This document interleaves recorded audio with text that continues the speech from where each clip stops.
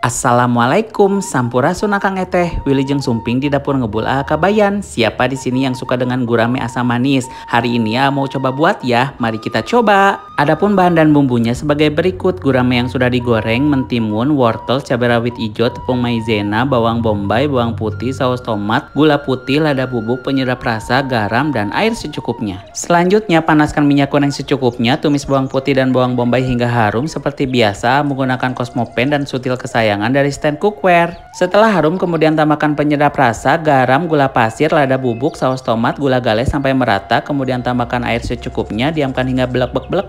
Selanjutnya tambahkan tepung maizena yang sudah dilarutkan, gula galeh sampai mengental. Kemudian tambahkan wortel, mentimun, cabai rawit hijau, gula galeh sampai rata, kemudian angkat biar sayuran masih krenyes-krenyes. Nah, ini dia saus asam manisnya sudah jadi, tinggal disiram di atas ikan gurame yang sudah digoreng. Selamat mencoba.